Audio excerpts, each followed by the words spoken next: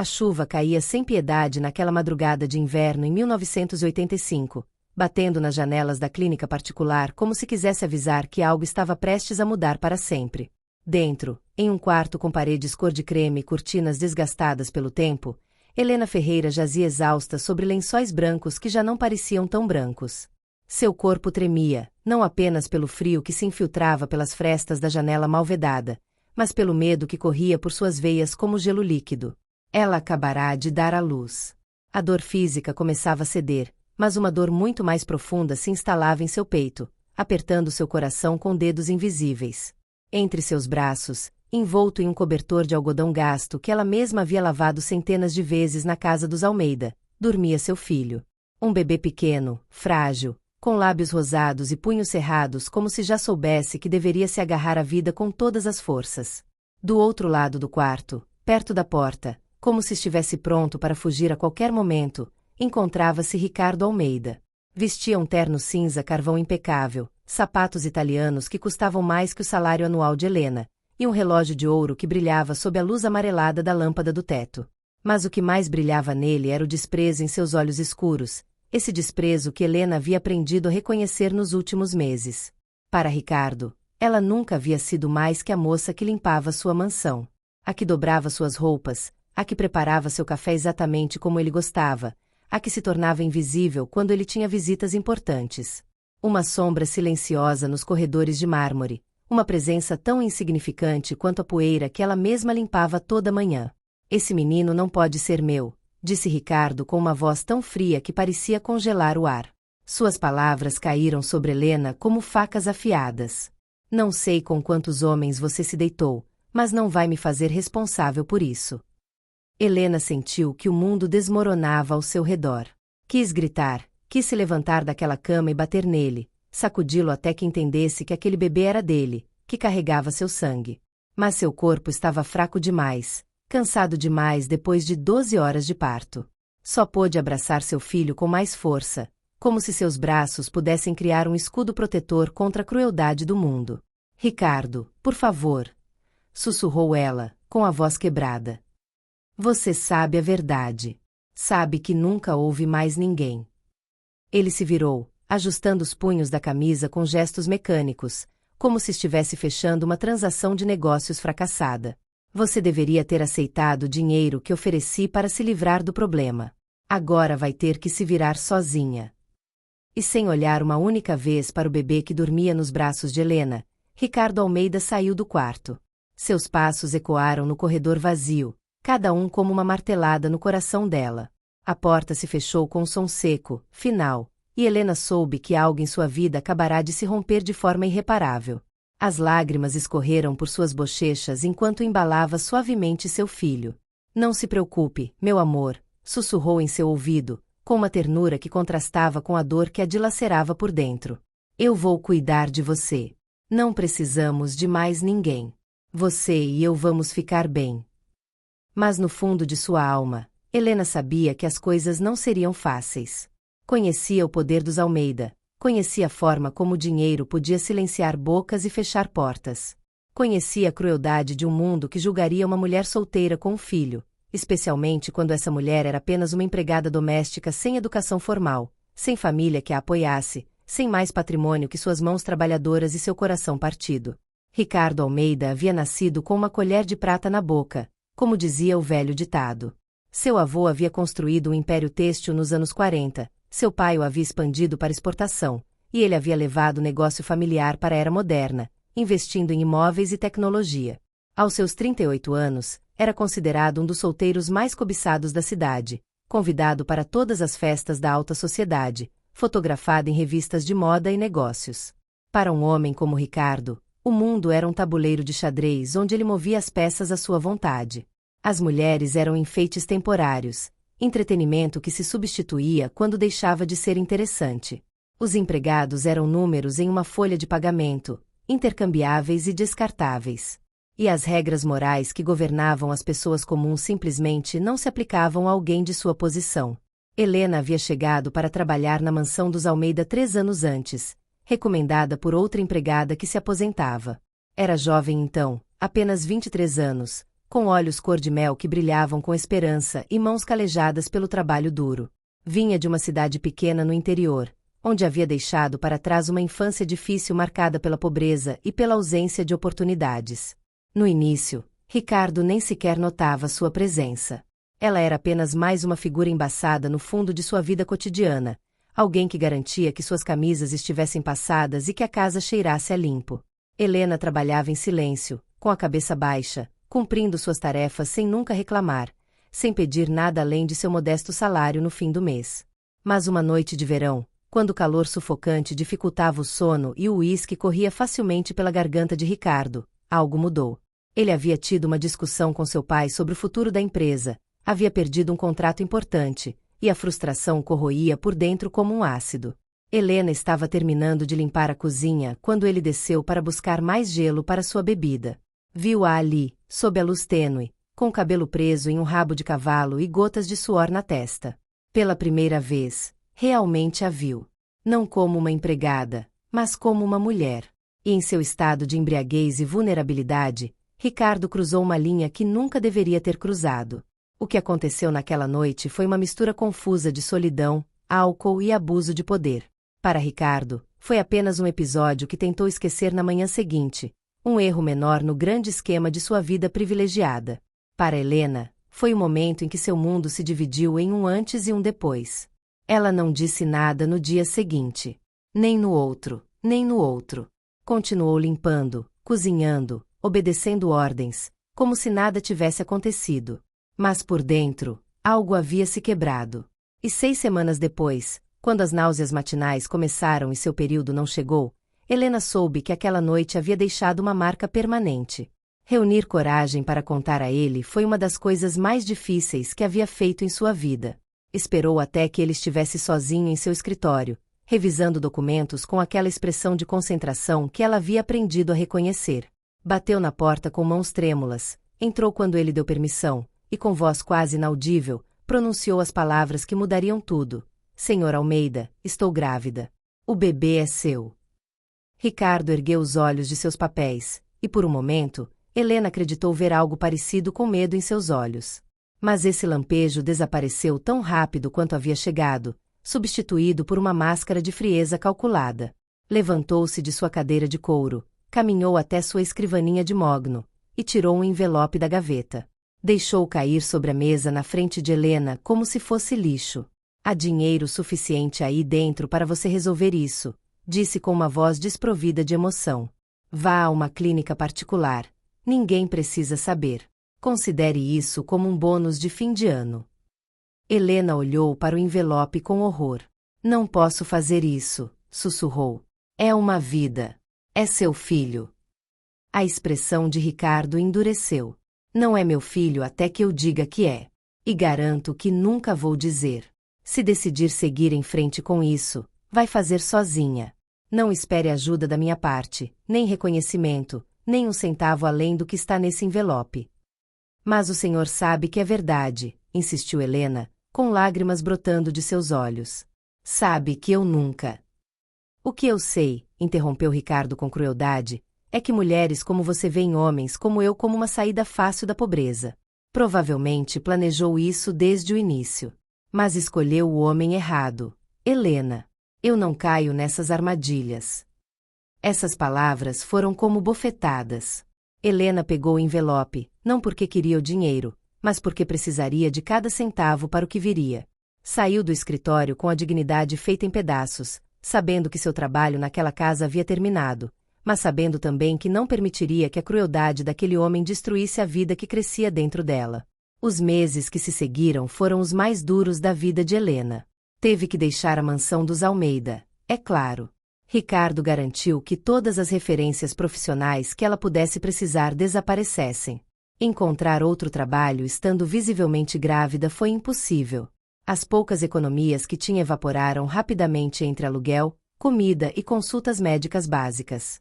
Mudou-se para um prédio de apartamentos em um bairro operário do outro lado da cidade, onde o cheiro de fritura subia dos restaurantes da rua e o barulho do trânsito nunca cessava, nem mesmo à noite. Seu apartamento era minúsculo, um cômodo que servia de sala e quarto, uma cozinha do tamanho de um armário, e um banheiro com azulejos rachados. Mas era seu, ou pelo menos seria até que o dinheiro para pagar o aluguel acabasse. As vizinhas a olhavam com uma mistura de pena e julgamento. Tão jovem e já sozinha com o filho a caminho, murmuravam quando ela passava. Helena aprendeu a caminhar com a cabeça erguida, apesar de que cada olhar de desaprovação era como uma agulha cravando em sua pele. Seu corpo mudava, sua barriga crescia, e a cada dia que passava, Helena sentia um amor mais profundo pela pequena vida que carregava dentro de si. À noite, deitada em seu colchão fino, conversava com seu bebê, cantava canções de ninar que sua própria mãe lhe havia cantado quando era criança, antes de morrer e deixá-la órfã. Vamos ficar bem, prometia uma e outra vez, acariciando sua barriga inchada. Não vai faltar amor, meu pequeno. Nunca vai faltar amor. Mas o medo era um companheiro constante. O que aconteceria quando o bebê nascesse? Como pagaria as despesas médicas? Como trabalharia tendo que cuidar de um recém-nascido? As perguntas giravam em sua cabeça como um carrossel implacável, especialmente durante as noites longas quando a insônia a mantinha acordada. Quando chegou o momento do parto, Helena estava aterrorizada. Não tinha ninguém para acompanhá-la, nenhuma mão para segurar enquanto as contrações a dilaceravam. Uma vizinha mais velha, a dona Conceição, foi quem finalmente a levou ao hospital em seu carro velho, falando com suavidade durante todo o caminho para acalmá-la. O parto durou horas. Horas de dor tão intensa que Helena acreditou que não sobreviveria. Mas quando finalmente ouviu o choro de seu filho, quando a enfermeira colocou aquele pequeno embrulho chorando sobre seu peito, toda a dor desapareceu, substituída por uma onda de amor tão poderosa que a deixou sem fôlego. É um menino, anunciou a enfermeira com um sorriso. Um menino saudável e lindo.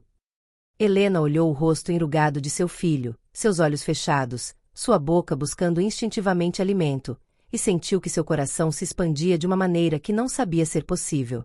Olá, meu amor, sussurrou, com lágrimas de alegria e exaustão rolando por suas bochechas. Finalmente te conheço. Esperei tanto por você. Foi nesse momento de pura felicidade que a porta do quarto se abriu. Helena ergueu os olhos, e seu coração parou. Ali estava Ricardo Almeida, com seu terno impecável e sua expressão de pedra. Não soube como ele havia descoberto que estava no hospital, não soube o que o havia trazido até ali. Talvez curiosidade, talvez orgulho, talvez algum rastro de consciência que lutava para emergir. Mas a razão não importava, porque o que aconteceu em seguida marcaria Helena para sempre. Ricardo se aproximou da cama, mas não com ternura, e sim com a atitude de alguém que inspeciona mercadoria defeituosa. Olhou para Helena com aquele desprezo familiar, e então, sem sequer se dignar a observar o bebê em seus braços, pronunciou as palavras que ela nunca esqueceria. Esse menino não é meu. Não sei quem você acha que vai enganar, mas não será a mim. E se foi? Simplesmente se virou e saiu do quarto, deixando-a ali, vulnerável e destroçada, com seu filho recém-nascido nos braços. Helena soluçou em silêncio, abraçando seu bebê com força, como se seus braços pudessem protegê-lo da crueldade do homem que havia ajudado a criá-lo. Não precisamos dele, sussurrou para seu filho entre lágrimas. Nunca vamos precisar. Para Ricardo Almeida, aquela visita ao hospital deveria ter sido o ponto final. Tinha ido, havia confirmado que já acreditava saber, e agora podia seguir com sua vida sem remorsos. Helena e seu filho não eram problema dele. Era assim que seu mundo funcionava, limpo e ordenado, sem complicações emocionais. Mas algo estranho começou a acontecer nas semanas que se seguiram. Algo que Ricardo não podia controlar nem entender. Os sonhos chegavam à noite, invasivos e perturbadores. Via Helena naquela cama de hospital, pálida e exausta, com o bebê nos braços. Via seus olhos cor de mel cheios de lágrimas, ouvia o choro do menino, sentia o peso de suas próprias palavras como pedras em seu peito. Acordava com o coração acelerado, suando, com uma sensação de vazio que o uísque não conseguia preencher. Durante o dia tentava se distrair com trabalho, com reuniões intermináveis, com projetos novos. Mas sua mente vagava constantemente. Onde estariam agora? Como ela se viraria sozinha com um recém-nascido? Teria o suficiente para comer? Teria um lugar decente onde morar? Não é problema meu, repetia para si mesmo enquanto assinava documentos em seu escritório com vista para a cidade. Ela tomou sua decisão, agora tem que viver com as consequências. Seus amigos do clube o parabenizavam por sua firmeza. Fez bem em não se deixar manipular, diziam entre charutos e taças de conhaque envelhecido. Essas mulheres só querem te prender. Você é esperto demais para cair nisso. Ricardo assentia, sorria, agradecia suas palavras. Mas por dentro, algo corroía. Uma dúvida pequena mas persistente, como uma farpa cravada sob a pele que não conseguia alcançar para tirar. Passaram-se 3 semanas. 3 semanas em que Ricardo tentou se convencer de que havia feito a coisa certa, de que não devia nada a Helena nem àquele menino. Mas a inquietação crescia, alimentada pelos sonhos recorrentes e por uma sensação estranha que não havia experimentado antes. Culpa. Uma tarde chuvosa, quando os negócios o levaram perto do hospital onde Helena havia dado à luz, Ricardo tomou uma decisão impulsiva. É só para confirmar, disse a si mesmo enquanto estacionava seu Mercedes preto na rua. Para fechar este capítulo de uma vez por todas. Entrou no hospital com passo decidido, perguntou por Helena Ferreira na recepção, e lhe informaram que ela não era mais paciente ali, mas que vinha regularmente às consultas de controle do bebê. O próximo controle era naquele mesmo dia, em menos de 1 hora. Ricardo esperou. Sentou-se na cafeteria do hospital, tomando um café insosso, sentindo que cada minuto transcorria com uma lentidão agônica. E então a viu chegar. Helena entrou pelas portas principais com o bebê envolto em um cobertor azul claro, lutando com uma bolsa desgastada que pendia de seu ombro. Parecia mais magra que antes, com olheiras escuras sob os olhos que denunciavam noites sem dormir.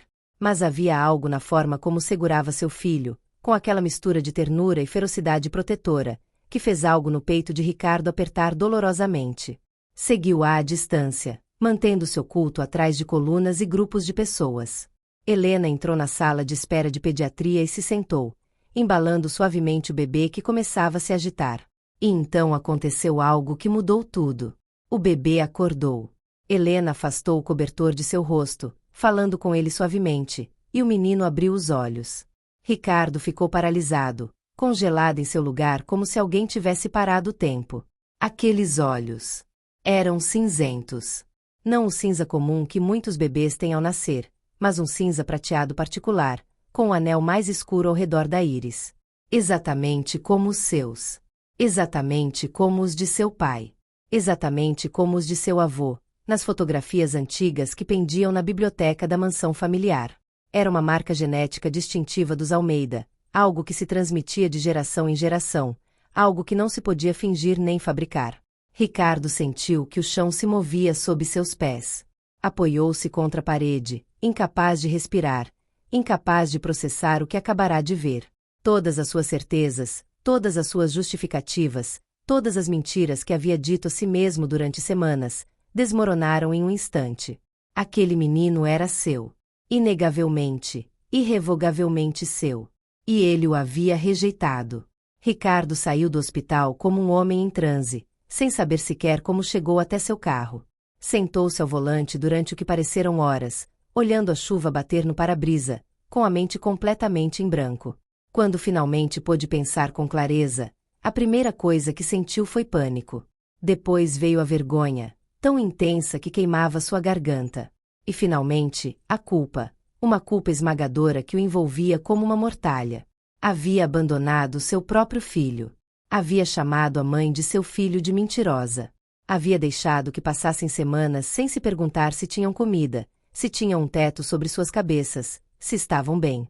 Que tipo de homem era? Durante os dias seguintes, Ricardo não pôde trabalhar, não pôde dormir, não pôde funcionar. Seu assistente começou a se preocupar.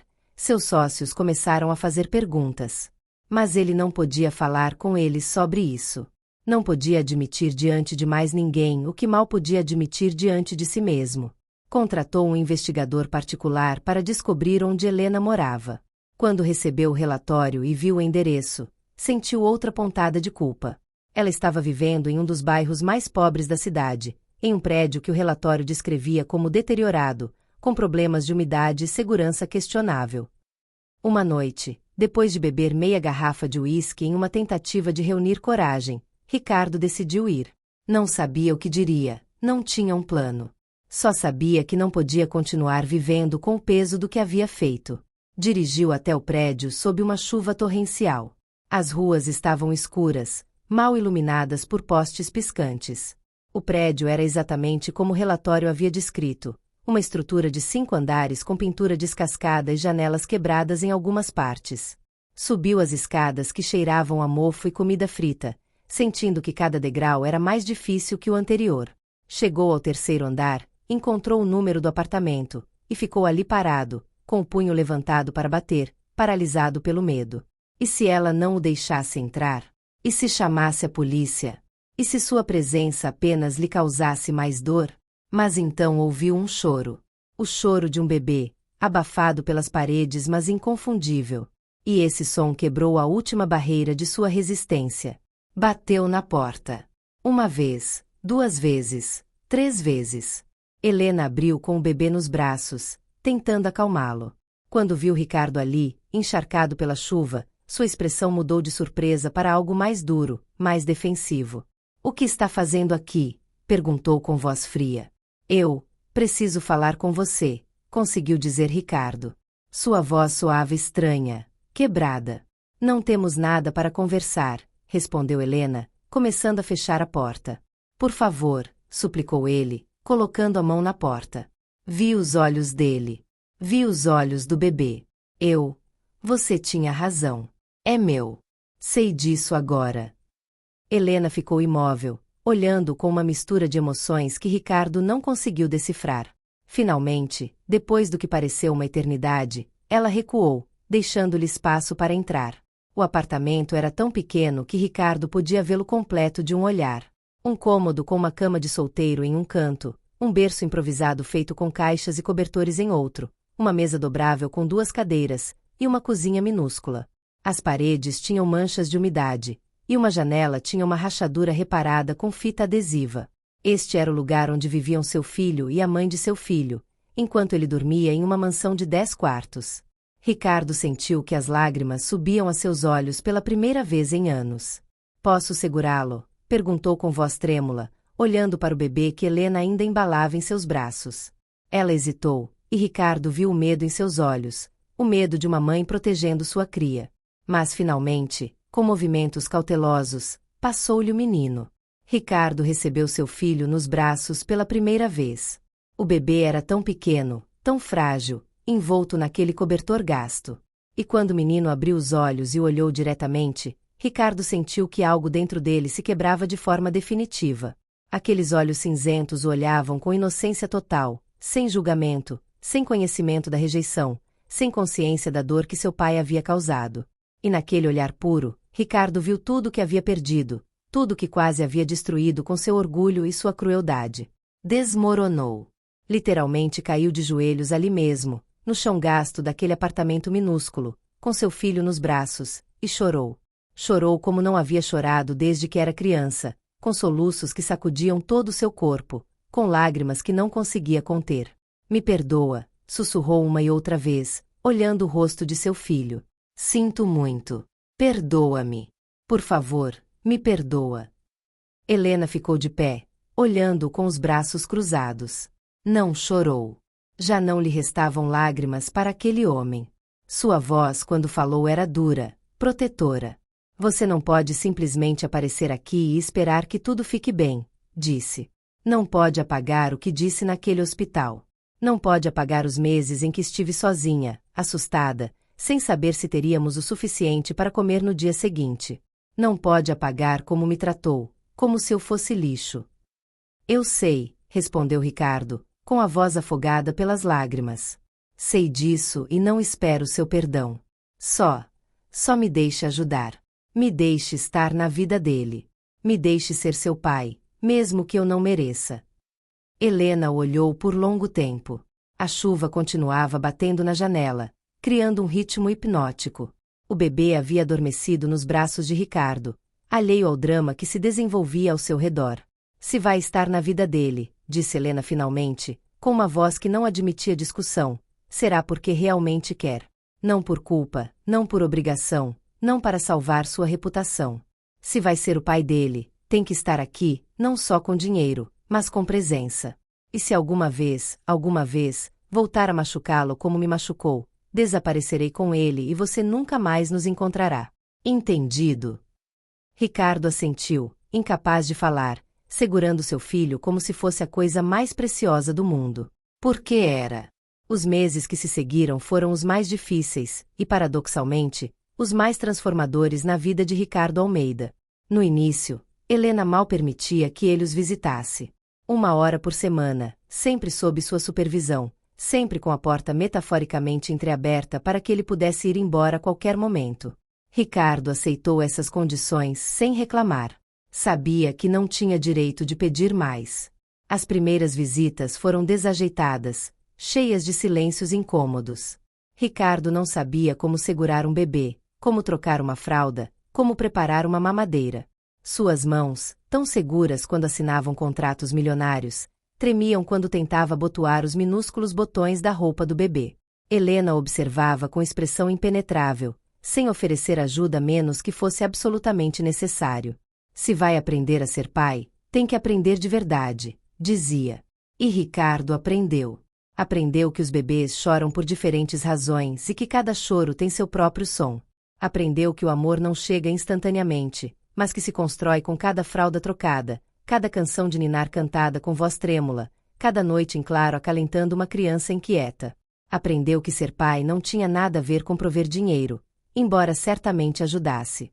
Tinha a ver com estar presente, com aparecer constantemente, não importa quão cansado você estivesse ou quão importante fosse a reunião que tinha que cancelar.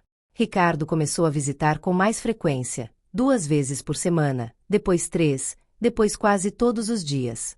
Vinha depois do trabalho, com o terno amassado e a gravata afrouxada, e se sentava no pequeno apartamento para brincar com seu filho, alimentá-lo, simplesmente estar ali. As reuniões importantes começaram a passar para segundo plano. Os coquetéis de negócios perderam seu atrativo. Ricardo descobriu que preferia passar a noite naquele apartamento minúsculo, com cheiro de leite morno e talco de bebê, do que nos salões elegantes onde antes reinava. Seus amigos notaram a mudança. Você ficou mole, Almeida, diziam com zombaria. Esse filho te dominou. Ricardo apenas sorria. Não tentava explicar algo que eles nunca entenderiam, que pela primeira vez em sua vida, se sentia completo. Que aquele bebê, aquele menino pequeno que olhava com olhos cinzentos idênticos aos seus, havia lhe dado algo que nenhuma quantidade de dinheiro ou poder podia comprar. Um propósito real. Helena também começou a mudar, embora lentamente, com cautela. Ricardo viu como seus ombros relaxavam gradualmente quando ele chegava, como deixou de vigiar cada um de seus movimentos com desconfiança. Uma noite, depois que Ricardo passou 2 horas caminhando pelo pequeno apartamento com o bebê choroso contra seu ombro, cantando baixinho até que finalmente adormeceu, Helena falou com uma voz que Ricardo não havia ouvido antes. Obrigada, disse simplesmente. Ricardo a olhou, surpreso. Você não precisa me agradecer por cuidar do meu próprio filho. Não é só isso, respondeu Helena, sentando-se na cadeira desgastada perto da janela. É que você realmente está aqui. Não mandou uma babá com um cheque. Não contratou alguém para fazer o trabalho sujo. Você está aqui, noite após noite, aprendendo, tentando. Não esperava isso de você. Suas palavras doeram porque Ricardo sabia que ela tinha razão em ter baixas expectativas. Ele lhe havia dado todos os motivos do mundo para acreditar no pior dele. O fato de que ela estivesse disposta a lhe dar uma chance de provar o contrário era mais do que merecia. Quero que saiba uma coisa, disse Ricardo, acomodando o bebê adormecido no berço improvisado. Todos os dias me arrependo do que fiz com você. Todos os dias desejaria poder voltar atrás e mudar tudo desde o início. Tratá-la com respeito, reconhecer nosso filho desde o momento em que você me contou, estar ao seu lado durante a gravidez e o parto. Mas não posso mudar o passado. Só posso tentar ser melhor no presente e no futuro. Helena não respondeu imediatamente. Ficou olhando pela janela, para as luzes da cidade que piscavam à distância. Quando finalmente falou, sua voz era suave mas firme. O perdão não vem da noite para o dia, Ricardo. Algumas feridas são profundas demais.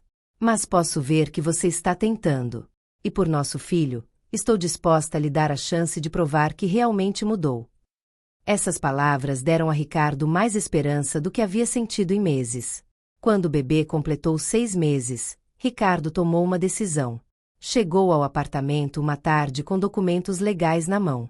Helena o olhou com imediata suspeita. "O que é isso?" perguntou, colocando-se instintivamente entre ele e o berço onde o bebê dormia. "Não é o que você pensa", disse Ricardo rapidamente. "Não são papéis para tirar nosso filho de você nem nada parecido.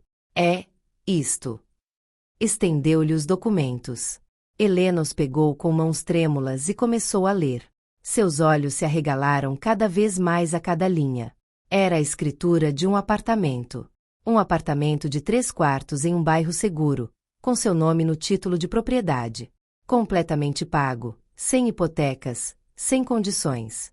"O que é isso?" sussurrou Helena, incapaz de acreditar no que via. "Um lugar onde você e nosso filho podem viver dignamente", respondeu Ricardo.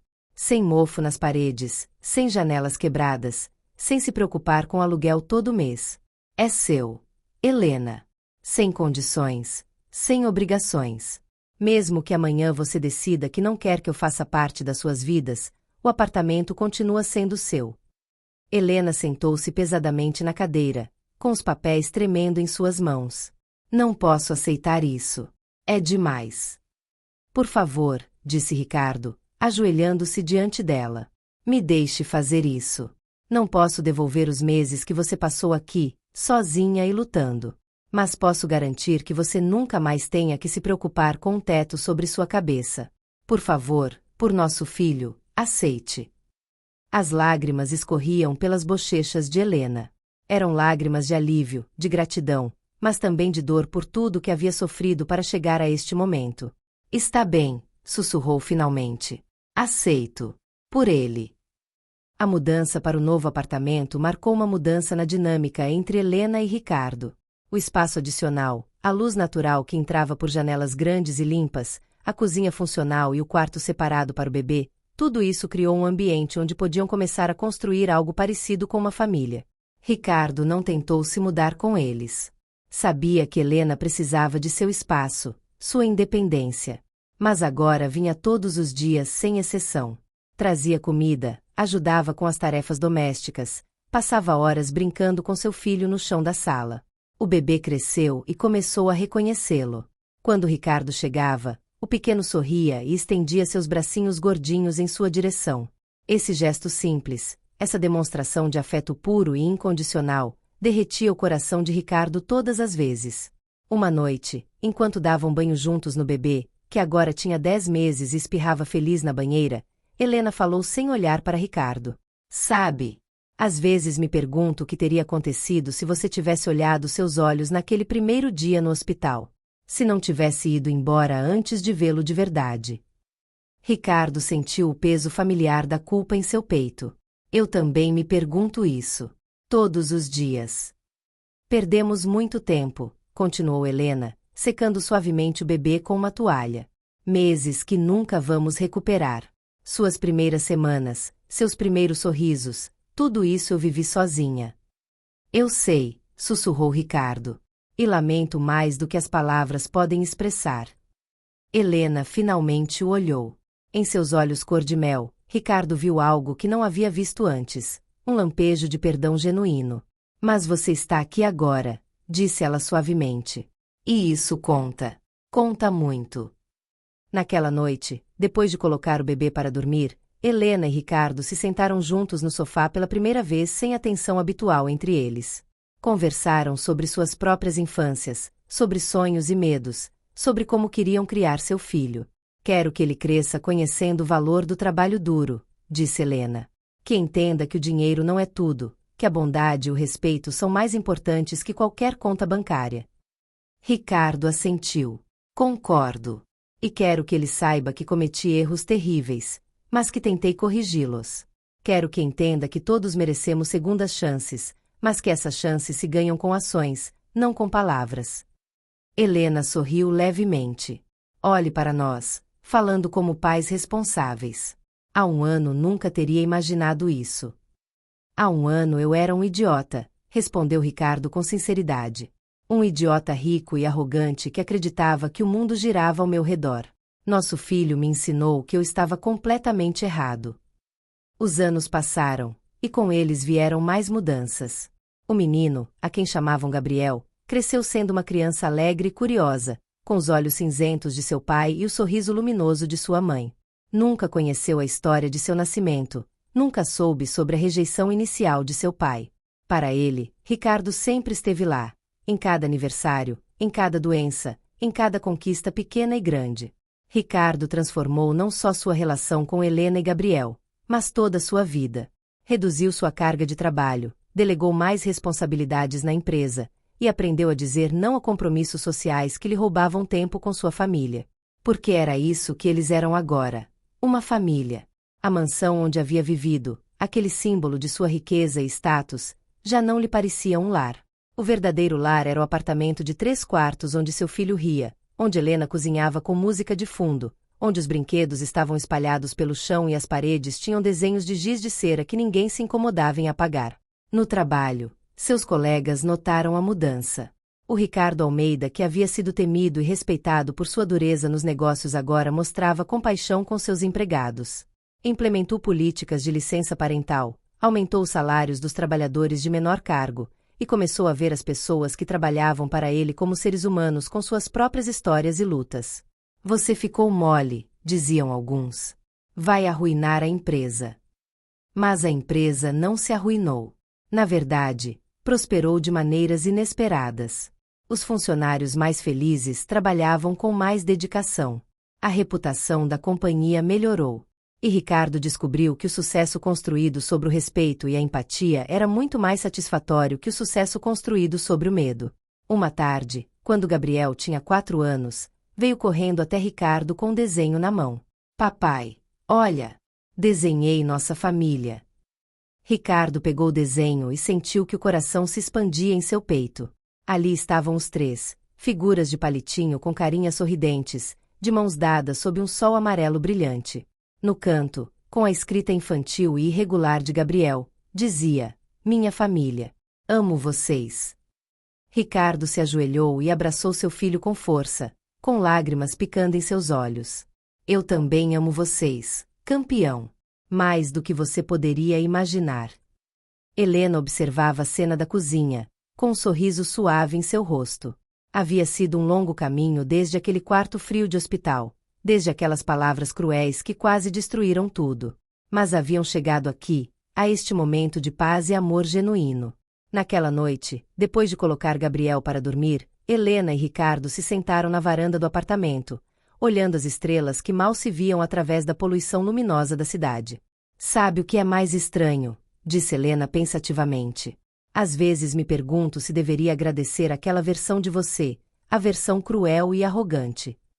Ricardo a olhou com surpresa. Por quê? Porque se você não tivesse chegado ao fundo daquela maneira, talvez nunca tivesse mudado de verdade. Talvez tivesse continuado sendo aquele homem pelo resto da sua vida. De certa forma distorcida, seu pior momento te levou a se tornar sua melhor versão. Ricardo considerou suas palavras. Pode ser. Mas isso não faz com que o que fiz com você esteja certo. Nunca vai estar certo. Não, concordou Helena. Nunca vai estar certo. Mas o fato de você reconhecer isso, de viver cada dia tentando ser melhor, isso sim significa algo.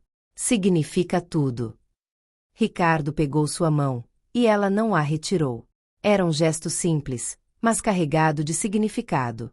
Representava anos de reconstrução, de confiança ganha centímetro a centímetro, de amor que havia crescido no lugar mais inesperado, sobre as ruínas da dor. Eu te amo, disse Ricardo suavemente. Era a primeira vez que pronunciava essas palavras.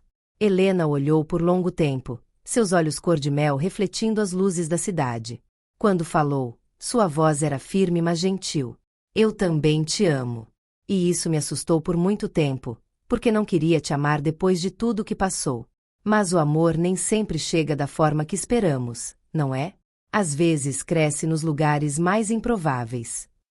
Beijaram-se sob as estrelas, não com a paixão desesperada de 2 amantes, mas com a ternura profunda de 2 pessoas que haviam caminhado juntas através do fogo e emergido transformadas. Passaram-se mais anos. Gabriel cresceu e se tornou um menino brilhante e compassivo, com uma intuição especial para reconhecer quando alguém estava triste ou precisava de ajuda. Puxou a mãe, dizia Ricardo com orgulho cada vez que Gabriel mostrava essa bondade inata. Ricardo e Helena finalmente se casaram quando Gabriel tinha 7 anos. Foi uma cerimônia pequena, íntima, apenas com alguns amigos próximos e colegas.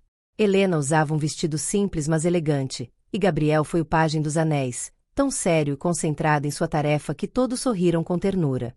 Em seus votos, Ricardo falou com uma honestidade crua que deixou muitos com lágrimas nos olhos. Helena, não posso te prometer que serei o marido perfeito, porque já demonstrei que sou capaz de cometer erros terríveis. Mas posso te prometer que cada dia escolherei ser melhor. Cada dia escolherei o amor sobre o orgulho, a humildade sobre a arrogância, a família sobre tudo mais. Você me deu uma segunda chance quando eu não merecia, e vou passar o resto da minha vida provando que você tomou a decisão certa. Helena chorou abertamente enquanto ele falava. Seus próprios votos foram mais breves mas igualmente poderosos. Ricardo, você me ensinou que as pessoas podem mudar, que o arrependimento genuíno existe, e que o amor pode crescer mesmo no solo mais árido. Escolho construir um futuro com você, não porque esqueço o passado, mas porque vejo quem você é agora e quem se esforça para ser a cada dia. A vida que construíram juntos não foi perfeita. Houve discussões, houve momentos difíceis, houve dias em que o fantasma do passado visitava inesperadamente. Mas sempre trabalharam através desses momentos com comunicação honesta e amor genuíno. Ricardo nunca esqueceu as lições que havia aprendido da maneira mais dura. Nas reuniões de negócios, tratava todos com respeito, independentemente de sua posição. Nos jantares em família, ouvia mais do que falava. E quando Gabriel lhe fazia perguntas sobre valores e princípios, Ricardo sempre contava a verdade, adaptada à sua idade, sobre como havia cometido erros e aprendido com eles. Pai, você já fez algo de que realmente se arrepende? Perguntou Gabriel uma vez quando tinha 10 anos. Ricardo olhou para Helena, que assentiu levemente, dando-lhe permissão para ser honesto. Sim, filho. Cometi um erro terrível antes de você nascer. Machuquei sua mãe de uma forma que nunca deveria ter feito. E quase perdi a chance de te conhecer. Gabriel franziu a testa, processando a informação. Mas você consertou? Tenho passado cada dia desde então tentando consertar, respondeu Ricardo. E vou continuar fazendo isso pelo resto da minha vida. Tudo bem, disse Gabriel com a sabedoria simples de uma criança. Todo mundo comete erros. O importante é que você tenta ser melhor. Essas palavras, vindas de seu filho, deram a Ricardo uma paz que havia estado procurando durante anos. Quando Gabriel completou 18 anos, alto e bonito com aqueles olhos cinzentos característicos, Ricardo e Helena se sentaram com ele para contar a história completa. Ele não era mais uma criança, e merecia conhecer toda a verdade. Contaram sobre aquela noite na mansão, sobre a gravidez, sobre a rejeição no hospital, sobre os meses que Helena passou sozinha, sobre o momento em que Ricardo finalmente viu seus olhos e percebeu seu erro terrível. Gabriel ouviu em silêncio, com o rosto passando por várias expressões: choque, dor, confusão e, finalmente, compreensão. Por que estão me contando isso agora? Perguntou quando terminaram. Porque você é adulto, respondeu Helena. E porque não queremos que existam segredos entre nós. Seu pai cometeu erros horríveis, mas passou toda a sua vida tentando consertá-los. Você merece conhecer a verdade completa. Gabriel ficou em silêncio por longo tempo, olhando suas mãos. Quando finalmente falou, sua voz estava carregada de emoção. Não vou mentir, dói saber que quase não existi na vida do papai. Que houve um momento em que ele me rejeitou. Mas... Ergueu o olhar e olhou diretamente para Ricardo. Também sei que o pai que me criou é um homem bom. É o homem que esteve em cada jogo de futebol, que me ajudou com a lição de matemática mesmo estando cansado, que me ensinou a dirigir com paciência mesmo depois que eu bati em 2 caixas de correio. Ricardo riu entre lágrimas. Todo mundo comete erros, continuou Gabriel, repetindo as palavras que ele mesmo havia dito anos atrás. O importante é como os consertamos.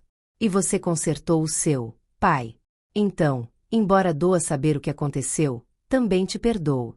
Completamente. Ricardo abraçou seu filho com força, soluçando abertamente. Era o perdão que havia estado buscando durante 18 anos, o perdão que não acreditava merecer, mas que seu filho lhe oferecia com generosidade. Helena abraçou os dois, criando um círculo de amor que havia sido forjado na dor, mas temperado no tempo e na dedicação. Anos depois, quando Ricardo era um homem mais velho com cabelos grisalhos nas têmporas, sentou-se na varanda do apartamento que agora havia expandido para incluir o espaço adjacente. Gabriel estava casado e tinha seus próprios filhos, crianças lindas que chamavam vovô a Ricardo com vozes cheias de carinho. Helena saiu para a varanda com 2 xícaras de chá, movendo-se um pouco mais devagar que antes, mas com a mesma graça que Ricardo havia aprendido a amar. No que está pensando? Perguntou ela, sentando-se ao seu lado. Em todo o caminho que percorremos, respondeu Ricardo, pegando sua mão enrugada entre as suas. Em quão perto estive de destruir tudo por meu orgulho e minha arrogância. Mas você não destruiu, disse Helena suavemente. Finalmente escolheu o caminho certo. Só porque você me deu a chance de fazê-lo, respondeu Ricardo. Você poderia ter fechado a porta para mim para sempre, e ninguém teria te culpado. Mas me deu uma segunda chance. Me deixou provar que podia mudar. Helena sorriu, seus olhos cor-de-mel ainda brilhantes apesar dos anos. Sabe o que aprendi com tudo isso? Que o verdadeiro amor não é aquele que vem fácil ou perfeito desde o início. O verdadeiro amor é aquele que escolhe ficar mesmo quando é difícil, que cresce através das provações e tribulações, que se fortalece cada vez que superam juntos um obstáculo. De dentro do apartamento chegava o som da risada de seus netos, que estavam visitando para o jantar de domingo. Gabriel apareceu na porta da varanda, com seu filho mais novo nos braços. Pai, mãe, o jantar está pronto. E esses pequenos monstros estão com fome. Ricardo se levantou, estendendo a mão para ajudar Helena a se levantar. Enquanto entravam, cercados pelo calor e pelo amor de sua família, Ricardo sentiu uma profunda gratidão.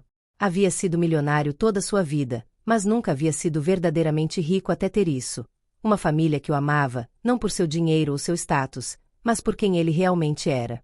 Uma esposa que o havia perdoado e escolhido construir uma vida com ele. Um filho que o chamava de pai com orgulho. Netos que o enchiam de alegria. A mansão onde havia vivido havia sido vendida anos atrás. Os carros luxuosos, os relógios caros, tudo isso havia perdido sua importância. Porque Ricardo havia aprendido a lição mais valiosa de todas. A maior pobreza não é viver sem dinheiro. É viver sem amor, sem humildade, sem família. É ter o mundo inteiro a seus pés, mas um coração vazio. E a maior riqueza não se mede em contas bancárias ou propriedades. Mede-se em sorrisos compartilhados, em mãos entrelaçadas, no olhar de um filho que te vê como seu herói, no perdão que nunca esperou receber mas que foi concedido com generosidade. Ricardo Almeida havia sido um homem pobre disfarçado de milionário. Mas agora, com menos dinheiro mas mais amor do que jamais sonhou ser possível, era o homem mais rico do mundo.